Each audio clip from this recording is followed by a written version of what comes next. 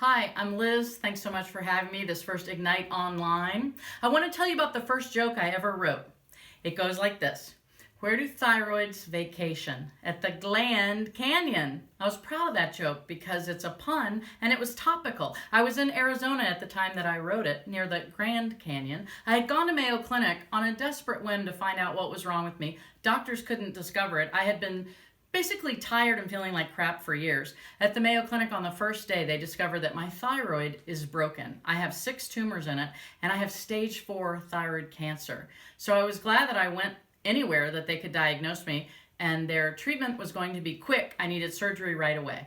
But let's take a quick break. What is the thyroid? What does the thyroid do? It's a gland that lives in your neck, and it controls a ton of metabolic functions so that your body runs smoothly. So explained why I was feeling so terribly. Also, I want to tell you, or so terrible, I want to tell you that even though this is a story about cancer, if anything tickles your funny bone, please feel free to laugh. On the morning that I went in for the surgery at 6 a.m., I showed up for the receptionist and she says, "Hi, welcome, what's your occupation?" And I say to her, "Well, actually, I'm an improviser. That's what I do. I direct, teach, and coach and perform improv." And she says, "You mean like a stand-up?" And I said, "No, not really like a stand-up. I don't think I could write a joke if my life depended on it. I've never been a joke writer and I don't understand writing comedy. Can't you find improviser in your computer?" And she looks back at me and says, "No, there's nowhere in here that I can put stand-up." But she says, "Let me look around a little more." And I think, okay, I guess it doesn't really matter what my occupation is. And then she says, "How about if I put radio personality? Maybe somebody like Casey Kasem." And I was like, well, I've never really been on the radio, so that didn't seem appropriate. And I started to think, what does it matter? Who cares? I'm in here for thyroid cancer surgery. But then I get adamant, as improvisers do. I get that little bit of arrogance. And I say to her, let me just explain to you about an improviser. The goal of an improviser is to create collaboratively. I go on stage with similarly trained artists, and we ask for suggestion from the audience. And then we aim to create a cohesive piece of theater that's at once poignant, memorable, and maybe incidentally funny. And she just stared at me. And we stared at each other, and I realized, it doesn't matter. Just put stand-up comedian. If that's the box you check, put stand-up comedian. And she says, "Oh my gosh, that's great. Thank you. I'm so glad. We're so excited to have a stand-up comedian here at the Mayo Clinic because boy, could this place use a lot of laughs." So that's how we left it at the reception desk. I went and had my surgery. Thankfully, it was a total success. I'm very lucky. I feel very grateful to all the doctors and nurses. The entire medical staff there was amazing. But what I noticed right away, even going into the surgery theater, is they'd read about me very carefully, and they started expecting comedy from me.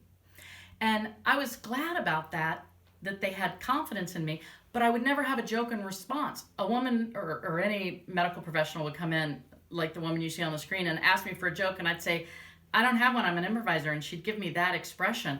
And I started to feel like I was letting these people down. The Mayo Clinic, they are so impressive. They're so filled with compassion. They're so amazing. They'd been working hard for me. And I thought, I don't have jokes for them. And they were so thorough. People kept showing up in my room. "Hey, we hear you're a comedian. Hey, how about a joke?" And I'd say, I'm sorry, I'm an improviser. And they'd say very nice things like, "You're probably tired. We'll come back later for a joke." And I felt bad because I wasn't doing my part. I would look out the window of my Mayo Clinic hospital room and I'd see the beautiful desert and I'd think, I gotta come clean. I gotta get a different box checked. I cannot handle the pressure of them expecting so much comedy from me. And I was feeling like I wasn't a good patient. At 4 a.m. one morning, the head nurse comes in and she's exhausted. And she said, "Boy, I could really use a joke right now." And I thought, "Liz, get over yourself. How about improvise a joke?" So I improvised the Gland Canyon joke and it got a big laugh. And then you know what else? More jokes came. Lots of jokes in the endocrine category. Here's one of my favorites. On the endocrine football team, who has the strongest throwing arm? Pituitary Bradshaw. I didn't realize it, but I was going to come up with a ton of jokes over the next 10 years when I would go back to Mayo Clinic for my yearly visits to make sure my neck was clear. Another one I came up is, where do thyroids go to school? The Hippocampus University. My heart is full. I can never thank the Mayo Clinic enough for diagnosing me and fixing me. But also, they made me discover something about myself that I didn't know. I learned that if I just dig deeper in my heart, Maybe I can find out how to make jokes.